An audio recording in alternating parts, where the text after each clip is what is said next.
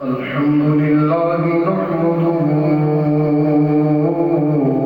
ونصلي على رسوله الكريم.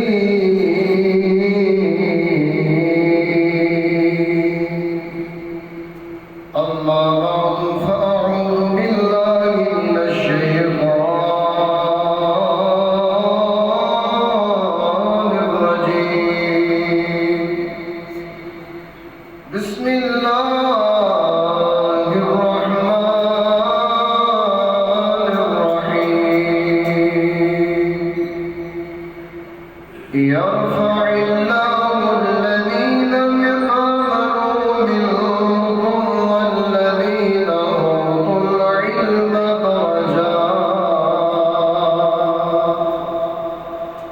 أعوذ بالله صدق الله العظيم. إن الله وملائكته يصلون على النبي يا أيها الذين آمنوا صلوا عليه وسلموا تسليما. مل کے پڑھیے صلاۃ والسلام عليك يا رسول الله وعلى آلك وصحابك يا حبيب الله. الصلاة والسلام عليك يا نبي الله وعلى آلك وصحابك يا رحمة للعالمين.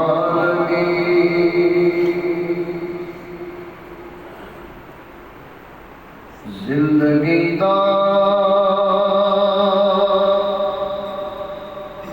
مزہ آوے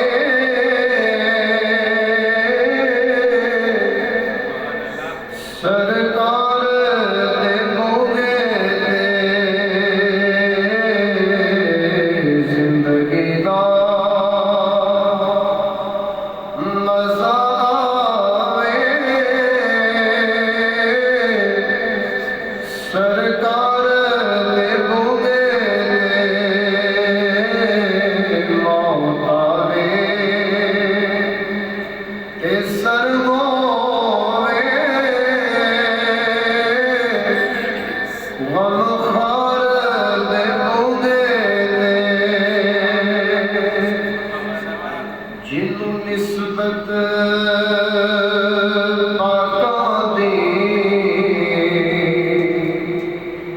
مل جاوے او جنتی ہے. جنوں نسبت پاکاں دی مل جاوے او جنتی ہے. ہووے کتا ہووے بیٹھا کوئی غار دے بوگے ہووے کتا ہووے بیٹھا کوئی غار دے بوگے تے. اللہ رب العزت کی حمد و ثنا اور اس کے پیارے حبیب علیہ الصلوۃ والسلام کی بارگاہ میں ہدیۃ درود و سلام عرض کرنے کے بعد اللہ جل شانہ کی بارگاہ میں التجا ہے خالق کائنات ہمارا دل بیٹھنا اپنی بارگاہ میں قبول فرمائے. حضور نبی مکرم شفیع معظم صلی اللہ تعالی علیہ وسلم نے فرمایا قیامت کے قریب علم اٹھا لیا جائے گا. قیامت کی نشانیوں میں سے ہے علم اٹھا لیا جائے گا. علماء کہتے ہیں کہ علم اٹھانے کا مطلب یہ نہیں کہ جتنی علم کی کتابیں لکھی گئی قرآن کی تفاسیر، احادیث کے ذخیرے، بخاری ہے، ابن ماجہ، ابو داؤد، مسلم، معانی الآثار، جتنی بھی حدیث کی کتابیں لکھی گئیں ان کی شروحات لکھی گئی، ساری کی ساری کتابیں آسمان کی طرف اٹھا لی جائیں یہ نہیں ہے، یا وہ لفظ ہی اٹھ جائیں ورقوں سے مٹ جائیں، ایسا نہیں ہوگا۔ کتابیں دنیا میں رہیں گی، پڑھانے والے اٹھا لیے جائیں۔ کتابیں اتنی ہیں، پڑھانے والا کوئی نہیں، تو پھر کیا مطلب نکلا؟ علماء اٹھا لیے جائیں۔ تو جب علماء ہی نہیں رہیں گے تو علم دے گا کون؟ تو جب کوئی علم دینے والا نہیں رہے گا تو ملے گا کسے؟ کون لے گا؟ کدھر سے لے گا؟ کوئی خیرات کرنے والا ہے ہی نہیں تو کسی کو کیسے کھانے کو ملے گا؟ ایک بندہ بالکل لاچار ہے، اس کے پاس کچھ بھی نہیں، مر رہا ہے بھوک سے، نڈال ہو رہا ہے پیاس سے، لیکن اس کو کوئی پانی دینے والا بھی نہیں، روٹی کا لقمہ دینے والا بھی نہیں، دور دراز علاقے میں بھی جا کے نہیں ملتا، تو پھر بتاؤ کتنی شدت کی حالت میں مرے گا؟ کہ بھوک بھی لگی ہے، دینے والا کوئی نہیں، پیاس بھی لگی ہے، پلانے والا کوئی نہیں۔ تو بلا تشبیہ آج دنیا کو پیاس بھی ہے، آج دنیا کو بھوک بھی ہے، پورے کا پورا دل، پورے کا پورا دماغ قرآن سے خالی ہے اور حدیث مصطفیٰ سے خالی ہے۔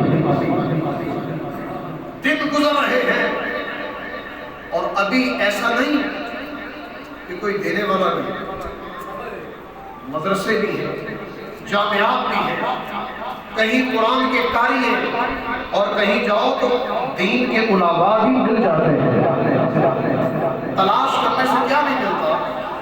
علامہ ابن سیرین فرماتے ہیں کہ تم دیکھ لو اپنا دین کس سے سیکھ رہے ہو، پہلے یہ دیکھو کہ اپنا دین کس سے سیکھ رہے ہو۔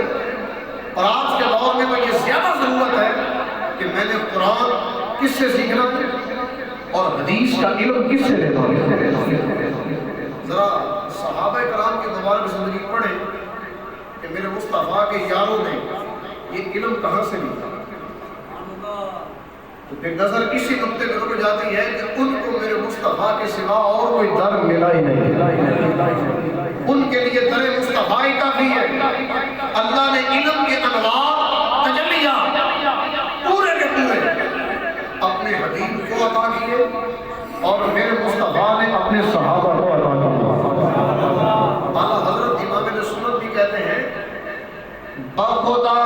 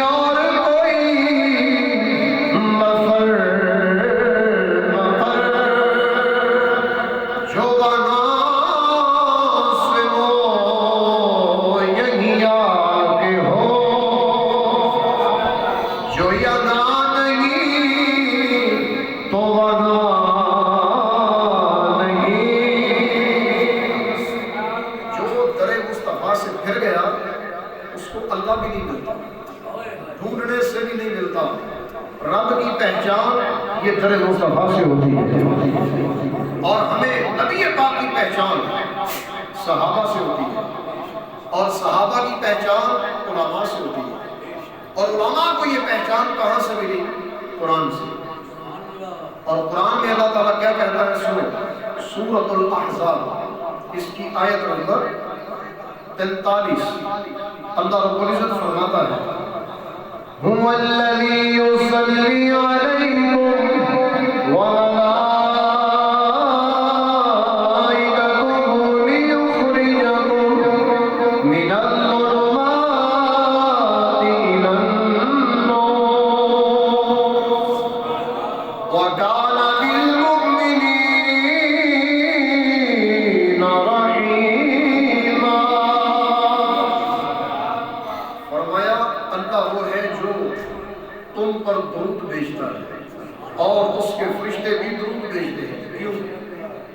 لیخرجکم، تاکہ وہ تمہیں نکال دے کفر کے اندھیرے سے نور اسلام کی طرف۔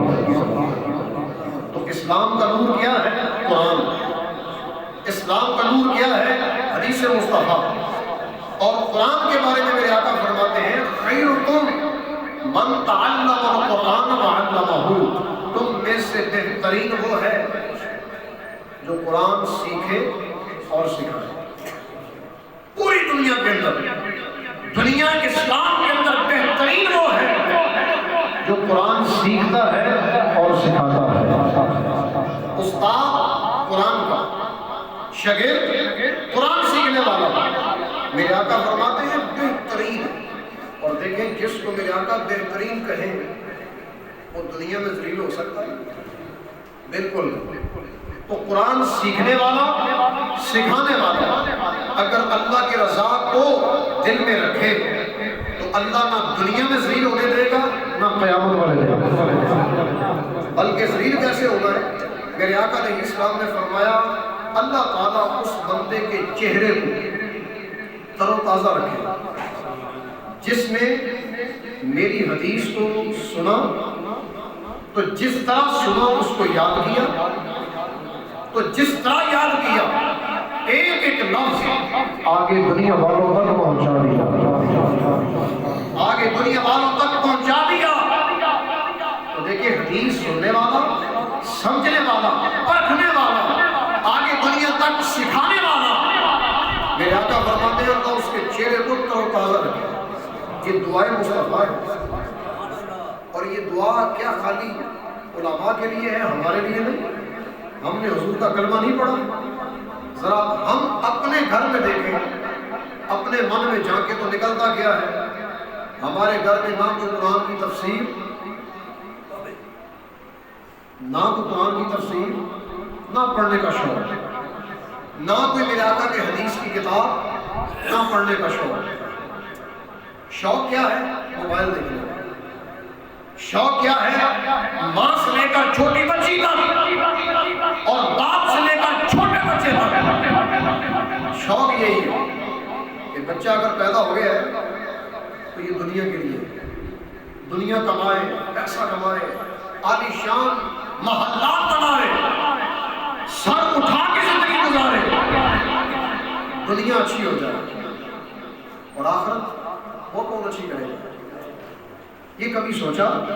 ہم کافر نہیں ہیں، معذرت، ہم یہودی عیسائی منافق نہیں ہیں، ہم مسلمان ہیں، اور ایک مسلمان کی زندگی کیا ہونی چاہیے؟ سنو، ایک مسلمان کی داستان جس کے لیے میں نے اتنی تمہید مانگی، وہ ایک مسلمان ہے جس کا نام ہے حضرت سیدنا ابو ذر غفاری رضی اللہ تعالیٰ عنہ۔ بہترین حدیث کے امام ہیں، بہترین حدیث کے استاد ہیں، لاجواب مصطفیٰ کے صحابی ہیں۔ توکل آپ کا دیکھیں بے مثل ہے، اور تقویٰ دیکھیں تو میرے آقا اکثر کہا کرتے تھے وہ جو تقوی کے بارے میں اتنے پرہیزگار، گناہ کا کبھی سوچا بھی نہیں، پرہیزگار اتنے ہیں کہ میرے آقا اکثر کہا کرتے تھے کہ جس نے میرے امتیوں میں سے عیسیٰ علیہ السلام جیسا جلوہ دیکھنا ہو میرے ابو ذر غفاری کو دیکھیں، عیسیٰ علیہ السلام والی صفات دیکھنی ہے تو میرے ابو ذر غفاری کو دیکھیں۔ کون ابو ذر غفاری؟ ہر صحابی نبی جنتی ہے نا، ہر صحابی نبی، بلند آواز سے بولیے، ہر صحابی نبی جنتی، اور جنتیوں کے عمل بھی جنتی۔ اور یہ جنتی کہاں سے ہوئے؟ میرے آقا کے فیض سے، کیونکہ میرے آقا جنت کے مالک ہیں، اور جس کو چاہے جب چاہے عطا کرے۔ اور میرے آقا نے جنت کے اندر کیا عطا کیا؟ فرمایا یہ جو علم دین کی محفلیں ہوتی ہیں، مجلسیں ہوتی ہیں، ان میں بیٹھ جائے تو یہ جنت کی کیاریاں ہیں، جہاں قرآن بیان کیا جائے، جہاں حدیث مصطفیٰ بیان کی جائے، وہاں بیٹھ جایا کرو، یہ جنت کی کیاری ہے۔ یہاں سے کچھ چگ لیا کرو، چگ لیا کرو، کوئی حدیث لے لیا کرو، کوئی قرآن کی آیت بدلنے میں مانگ لیا کرو۔ اگر زندگی میں مشکل بھی آ جائے تو قرآن کی آیت کی برکت سے اللہ مشکلیں دور کر دے گا۔ دو بندے آ گئے نبی پاک کی بات کریں، ایک ان میں سے مدار اور ایک کیا کرتا تھا دنیا داری، اور ایک ان میں سے علم دین سیکھتا۔ دو بندے ہیں، ایک دنیا داری والا کام کرتا ہے اور ایک علم دین سیکھتا ہے۔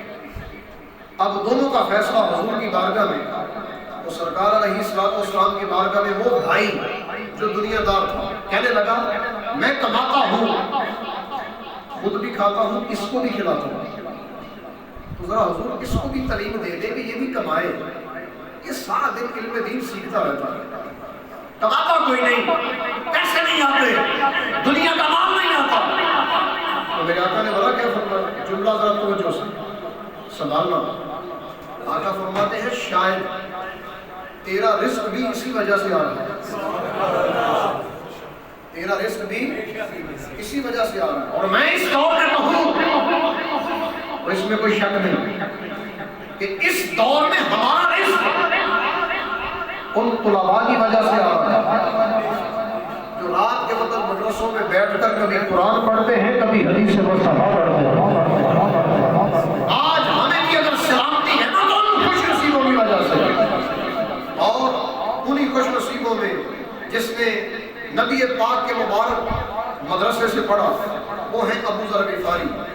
ان کی کیفیت یہ ہوتی تھی کہ جب حضور کبھی الگ بیٹھے ہوتے تو ابو ذر غفاری اٹھتے اور الگ جا کر حضور کے پاس بیٹھ جاتے، اور ان کی کیفیت ہوتی کہ آج میں نے حضور سے راز کی باتیں پوچھ لی، یہ ہے راز دان مصطفیٰ، راز کی باتیں ان کے پاس تھی۔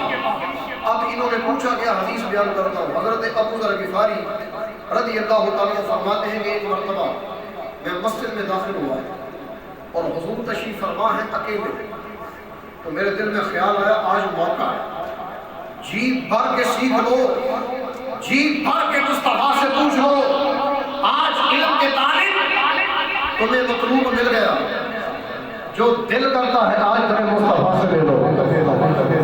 دل میں یہ بات آئی، فٹافٹ گئے اور جا کر کہتے ہیں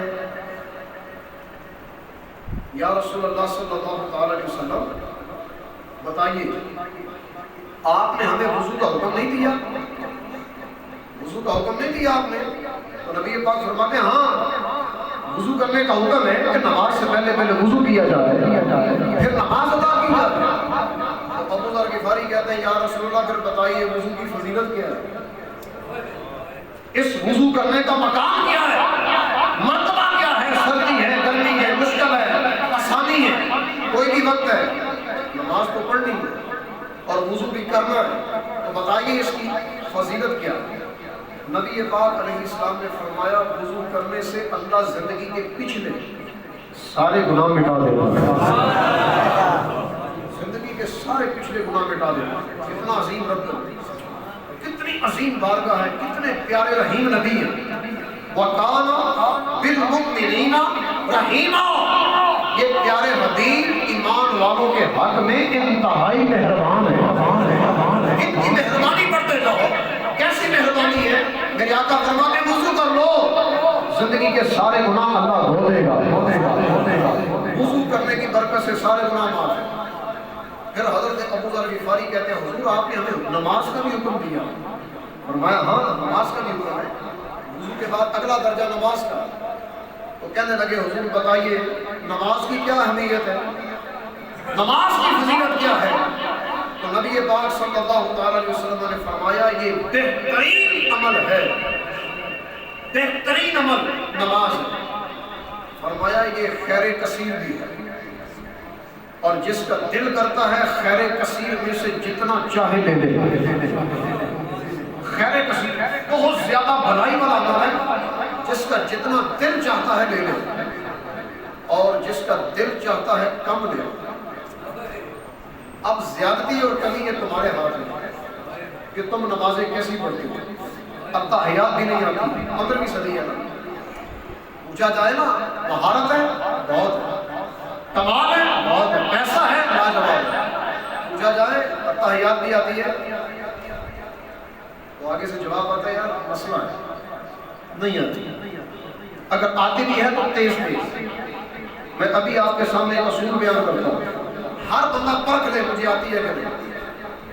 اتحیات جب بھی پڑھے آہستہ آہستہ، اور اگر آہستہ آہستہ پڑھنی آتی ہے تو سمجھ لو مجھے آتی ہے، اور اگر آہستہ آہستہ پڑھنی نہیں آتی تو سمجھ لے کہ مجھے نہیں آتی.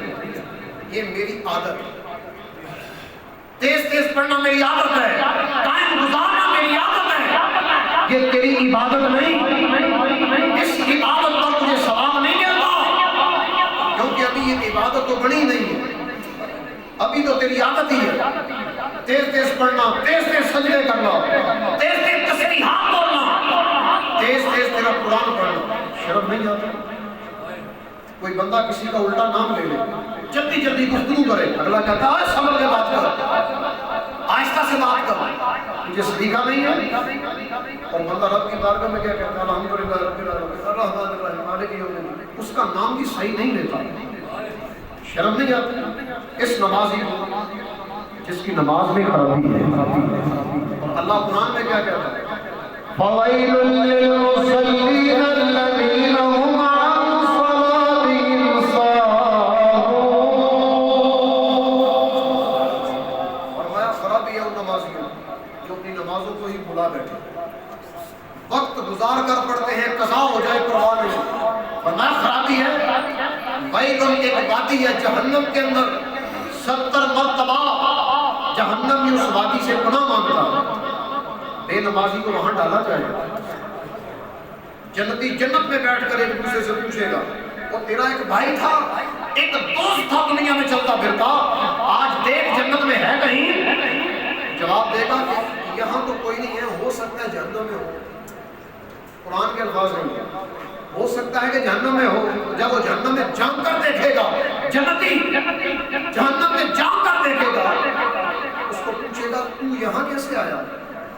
قرآن کے الفاظ یہ ہیں، آگے سے کہے گا لَمْ نَكُ مِنَ الْمُصَلِّينَ، کہے گا ہم نماز نہیں پڑھتے. بے نمازی تھے، زندگی بے نمازی کے اندر ہی گزر گئی. اسی طرح لوگوں نے چار پائی میں بتایا، جا کر قبر میں دفنا دیا، اور بے نمازی دفن ہو گیا. فائدہ کیا ہے؟ کوئی فائدہ نہیں. فائدہ یہ ہے کہ بندہ دنیا سے جائے تو سر سجدے میں ہو، روح نکل جائے. یہ اسی وقت ہوگا جب ہماری عادت ہوگی. اب سنیے ابو ذر غفاری اگلا جملہ کیا کہتے ہیں؟ کہتے ہیں یا رسول اللہ صلی اللہ علیہ وسلم بتائیے سب سے بہترین نماز کون سی؟ بہترین نماز. ذرا اپنی نمازوں کا بھی خیال کیجیے. یہ علم سکھا رہے ہیں ابو ذر غفاری اور لے رہے ہیں میرے مصطفیٰ سے. میرے آقا علیہ السلام نے فرمایا بہترین نماز جس کے اندر عاجزی انکساری ہو اور نماز لمبی ہو.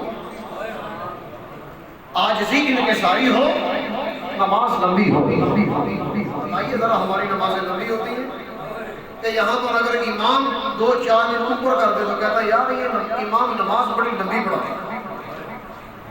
حالانکہ وہ لمبی نہیں ہوتی، وہ میرے آقا کے فرمان کے مطابق ہوتی ہے. غلطی پر ہے تیری زندگی، اور اپنے آپ کو سدھارنے کی بجائے کسی پر انگلی اٹھانا عقل مندی نہیں. عقل مندی یہ ہے کہ میرے آقا کی بات کو تسلیم کیا جائے، نماز اس طرح ادا کی جائے کہ سر سجدے میں ہے، اٹھانے کو دل نہ کرے، اٹھانے کو دل نہ کرے. اگر رکوع میں ہے تو آگے قیام کو دل نہ کرے. کہ آج مجھے موقع ملا ہے ذرا رج کے باتیں کی جائے. یہاں پر ایک بات آ گئی ہے، نماز کے اندر عظمت والا کیا ہے؟ علماء کہتے ہیں صوفیہ. اللہ نے فرمایا فَكَانَ قَابَ قَوْسَيْنِ أَوْ أَدْنَىٰ، وَكَانَ قَابَ قَوْسَيْنِ أَوْ أَدْنَىٰ. پیارے حبیب معراج کی رات اپنے رب کے قریب ہوئے، اتنا قریب جتنا 2 کمانوں کے سروں کا آپس میں فاصلہ، او ادنا یا اس سے بھی زیادہ قریب. اب دیکھیے اللہ کے کتنا قریب ہوئے، وہ رب جانتا ہے اور میرے مصطفیٰ جانتے ہیں. لیکن صوفیہ کہتے ہیں ذرا دیکھو اپنی نمازوں کی طرف، تمہیں یہ معراج نظر آئی؟ نماز مومن کی معراج ہے، دنیا جانتی ہے. اور یہ معراج کیسے ہے؟ معراج کے ذریعے اللہ کا قرب ملتا ہے. اور یہاں نماز میں اللہ کا قرب کیسے؟ کہا کہ جب تم رکوع کرتے ہو تو رکوع ہوتا ہے یوں کر جھک جانا، تیرے ساتھ اور تیرے قدموں کے درمیان جو فاصلہ ہے نا، یہ کمان ہے، یہ کمان کی طرح ہے، گویا کہ تم اتنا رب کے قریب ہو گیا، اتنا ہو گیا کہ جتنا دو کمانوں کا آپس میں فاصلہ ہے، اور اتنا قریب ہو کہ تو کہتا ہے سبحان ربی العظیم، میرا رب پاک بھی ہے اور عظمت والا بھی ہے، اتنا رب کے قریب ہو کر تو بولا۔ پھر کہا او ادنا، اس سے بھی زیادہ قریب، اور اس سے بھی زیادہ قریب کب ہوتا ہے؟ جب تو سجدے میں سر رکھ دیتا ہے، جب تیرا سر سجدے میں رکھا جاتا ہے تو اپنے رب کے اتنا قریب کہ دو کمانوں کا فاصلہ بھی کم پڑ گیا، تو اپنے رب کے اور قریب ہو گیا۔ اب کیا کہتا ہے؟ سبحان ربی الاعلی، میرا رب پاک بھی ہے اور سب سے زیادہ بلند بھی ہے۔ گویا کہ سر جھکا کے کہتا ہے تکبر میری شان نہیں، اے اللہ تکبر تیری شان ہے، کبریائی تیری عظمت ہے، تیرا وصف ہے، یہ میرا نہیں، تو اکڑ کر چلنا نہیں، دنیا کو دھوکہ نہیں دینا، دنیا میں رب کی نافرمانی نہیں۔ کیوں؟ سر کو میں نے تیری بارگاہ میں رکھ دیا۔ جو بندہ اپنے رب کی بارگاہ میں آ جاتا ہے، لمبی نماز پڑھتا ہے، عاجزی انکساری والا ہوتا ہے، دنیا میں بھی اللہ عزت دیتا ہے، قیامت والے دن بھی عزت دے گا۔ یہ نمازیں صحیح کیسے ہوگی؟ جب انسان کو صحیح طریقے سے پڑھنا آئے گا۔ علماء کے پاس بیٹھ کے آخر میں حدیث بیان کروں تو میرے آقا فرماتے ہیں عالم دین بنو، نہیں بن سکتے تو طالب العلم بنو، اگر نہیں بن سکتے تو ان کے پاس بیٹھنے والے بن جاؤ، ان علماء کے پاس بیٹھ ہی جاؤ، کبھی کوئی بات سن ہی لیا کرو کہ قرآن کہتا کیا ہے، عالم دین کو نہ دیکھو، قرآن و حدیث کو دیکھو، کیونکہ عالم دین کی عزت کس وجہ سے؟ قرآن کی وجہ سے، اس کے دل کے اندر حدیث مصطفیٰ ہے، اس نور کی برکت سے۔ یرفع اللہ الذین آمنوا منکم والذین اوتوا العلم درجات، اللہ فرماتا ہے دنیا کے اندر بھی اور آخرت کے اندر بھی میں نے علماء کے درجات کو بلند فرما دیا، دنیا میں بھی اور آخرت میں بھی۔ آج دنیا میں عزت اس کی ہے جس کے پاس پیسہ ہے، لیکن اللہ کی بارگاہ میں اس کا مقام نہیں، مقام اس کا زیادہ ہے جس کے پاس زیادہ علم دین ہے، اور قیامت کے دن بھی زیادہ عزت عالم دین کی ہوگی۔ فرمایا علماء کے پاس بیٹھو، چوتھے نہ بننا ورنہ ہلاک ہو جاؤ گے۔ علماء کہتے ہیں چوتھا کون ہے؟ علماء کے دین والوں کے عیب تلاش کرنے والا، ان پہ تانے دینے والا، ان پہ عیب لگانے والا، ان کے عیبوں کو نقصوں کو تلاش کرنے والا۔ فرمایا اگر چوتھے بن گئے تو ہلاک ہو جاؤ گے۔ تو ہلاکت نہیں لینی، ہمیں نجات لینی ہے، تو نجات کے لیے ہمیں علماء کے پاس بیٹھنے کی ضرورت ہے۔